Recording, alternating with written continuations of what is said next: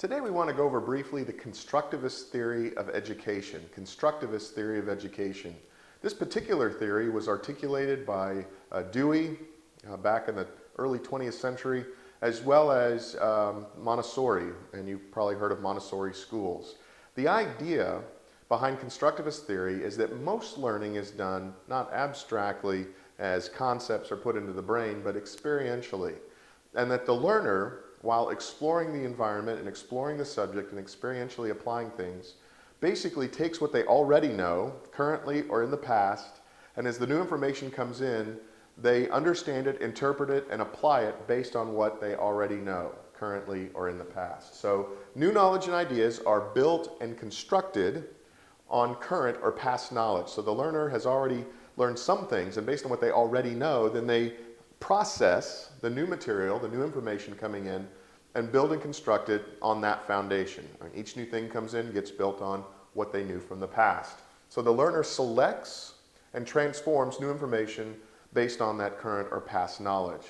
Now what's interesting about this is that because of that, it's learner-focused, not subject-focused. By that I mean the learner is the one who's sort of in the driving seat, and the teacher becomes the facilitator. So the teacher presents the environment and the information and encourages and helps guide, but doesn't get in the way of the learner exploring that new information and processing it. It's experience-based. In Montessori schools, this is seen very clearly. There are a lot of different areas set up, and the teachers there as facilitators help the children explore those areas as they want to and assist them, but it's learner-driven, not subject-driven. To give an example of this, my own younger sister was in a Montessori school, and she had noticed my father reading the newspaper, and she wondered what reading was. What are these lines on the paper? And my dad explained reading. Well, she went back to the Montessori school, and with the teacher's facilitation, taught herself how to read.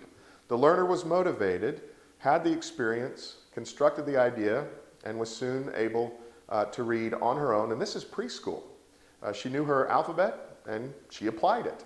So it wasn't as if the subject of reading was brought forward and now you're going to read, although sometimes that does have to happen. But the learner said, I want to read, and was motivated therefore to explore that environment, the idea of letters producing sounds, producing words, producing meaning in sentences and paragraphs and whatnot, and proceeded to teach herself to read. Now on the converse side of this, where basically concepts are taught but no experience is given to show how deficient it is, I taught English in Japan for a couple of years, and I was part of a program that taught in the Japanese school system, their public schools, high schools. And in the Japanese education system, the students are required to study English for 6 years. In the process of that, most schools, the teacher's only imparting knowledge, giving the concepts, teaching the grammar. But the language itself is never experientially explored in most schools. So the students come into the English classroom, the teacher comes into the English classroom, the students open their books, and the teacher starts to lecture in Japanese about a point of English grammar. They take copious notes, and then when the time comes for the test, they can describe the grammar in Japanese better than any native English speaker is capable of, almost. They understand the intricacies of our language, but because they never actually speak it, after 6 years of studying English, they can't almost put a sentence together. It's very sad in some ways that they've developed a system that doesn't let the learner explore the language by actually experientially using it. And that's what I was there to do, is to try to introduce the actual use of the language in the classroom and to get the students excited about using the language and therefore really learning it instead of just studying about it. Anyway, those are just a couple examples, one on the positive side, one on the negative side, about constructivist theory. It's experience-based. Dewey and Montessori are behind it. Learner-focused rather than subject-focused. The teacher is there just as a facilitator to help the learner explore and experience that particular environment and subject.